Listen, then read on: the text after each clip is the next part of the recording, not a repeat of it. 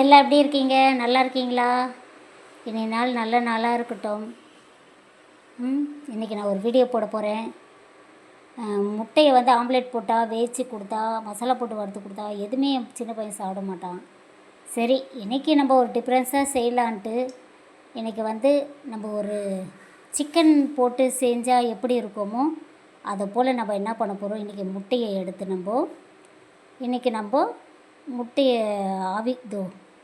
உடச்சி ஊற்றி நம்ம இதில் எல்லாத்துலேயும் கொஞ்சம் கொஞ்சமாக ஊற்றி நம்ம இன்றைக்கி முட்டை செய்ய போகிறோம். இப்போ அதுக்கு தேவையான முட்டையை எடுத்துருக்கேன். அது மிக்சியில் போட்டு மஞ்சள் தூள், மிளகுத்தூள், சீரகமும் கொஞ்சோண்டு உப்பு போட்டு நம்ம அரைச்சிடுவோம். அதுக்கப்புறம் அதில் எடுத்து நம்ம ஊற்ற வேண்டியது தான். இப்போ வந்து இதுக்கு தேவையான குழம்பு வைக்க வேண்டியது வெங்காயமும் இஞ்சி, பூண்டு, சோம்பு இதெல்லாம் போட்டு நம்ம அரைக்கணும். பட்டை, லவங்கம் எல்லாமே இதில் போட்டு இப்போ நம்ம பண்ணிட்டோம். இப்போ வந்து தக்காளி 2 தக்காளி, 4 தக்காளி, 2 வெங்காயம் போட்டிருக்கேன். அதில் பாதி எடுத்து அரைக்க போட்டுட்டேன்.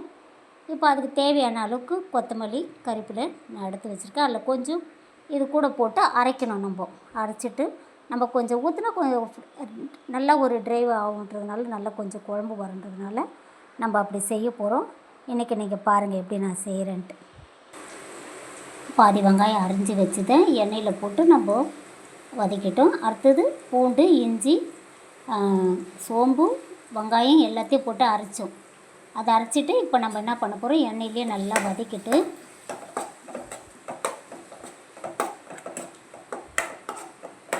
இப்போ இது நல்லா செவந்த பிறகு நம்ம இப்போ என்ன பண்ணியிருக்கோம், தக்காளியும் கூட கொத்தமல்லி, கறிவேப்பிலையும் போட்டு நம்ம அரைச்சி வச்சுருக்கோம். தக்காளி பாதி வந்து நம்ம அரைஞ்சி வச்சுருக்கோம்.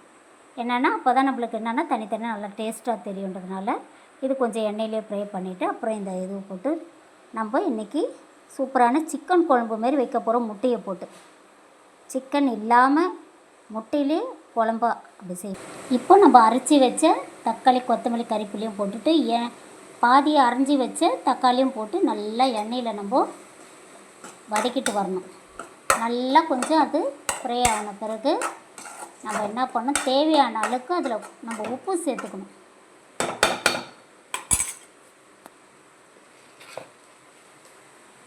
எனக்கு வந்து நான் இப்போ இந்த மாதிரி நான் போட்டுக்குவேன். உங்களுக்கு தேவையான அளவுக்கு நீங்கள் போட்டுக்கோங்க.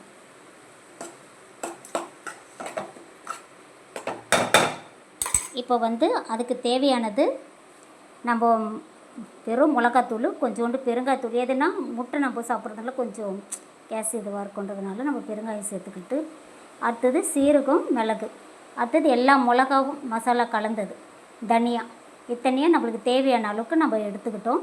இப்போ இதெல்லாம் நம்ம அதில் போட்டு இது பண்ணப்போம், ஃப்ரை பண்ணப்போம். கூட தேவையான அளவுக்கு கொஞ்சோண்டு மஞ்சள் தூள், ஏன்னா நம்ம முட்டையில் சேர்க்க போகிறோம். இருந்தாலும் இதில் கொஞ்சம் நம்ம மஞ்சள் தூள் சேர்த்து இப்போ தேவையான அளவுக்கு கரம் மசாலா கலந்துக்கலாம். இப்போ குழம்பு கொதிக்கிட்டோம். அதுக்குள்ளே நம்ம மஞ்சள் தூள் கொஞ்சோண்டு நம்ம அதில் உப்பு போட்டிருக்கோம். 3 முட்டை போட்டிருக்கேன். உங்களுக்கு எத்தனை வேணுமோ அதுக்கேற்ற மாதிரி கூட நீங்கள் பண்ணி குழம்புக்கு அதுக்கேற்ற மாதிரி நிறைய வச்சு நீங்கள் செய்யலாம். வீட்டில் எத்தனை பேர், இன்றைக்கி எங்கள் வீட்டில் 4 பேர் நாங்கள், அதுக்கேற்ற மாதிரி நாங்கள் செய்ய போகிறோம். இப்போது இதை அரைச்சி வச்சுட்டோம்.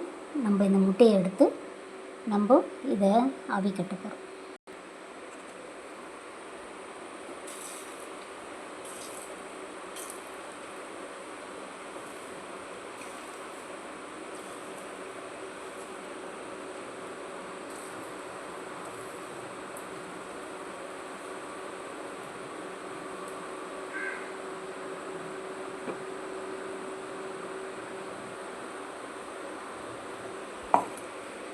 இப்போ நம்ம 3 முட்டைக்கு எத்தனை வந்திருக்கு,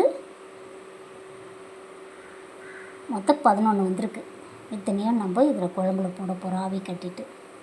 இப்போ நம்ம ஊற்றி இதுமாரி பணியார மாதிரி போட்டு எடுத்தோம். இப்போ இதை எடுத்து நம்ம அப்படியே என்ன பண்ணோம், குழம்புல போட போகிறோம். போடும்போது என்ன ஆகும், அது நல்லா டேஸ்ட்டு. இதை வந்து நீங்கள் கட் பண்ணி கூட போடுறதா இருந்தாலும் போடலாம். சரி, இது வந்து நம்மளுக்கு இப்படி ஓகே அப்படின்றபடி நாங்கள் செய்கிறோம். உங்களுக்கு இது பிடிச்சிருந்தா ஃபாலோ பண்ணுங்கள். உங்களுக்கு பிடிச்சிருந்தா கமெண்ட்டில் சொல்லுங்கள். தேங்க்யூ.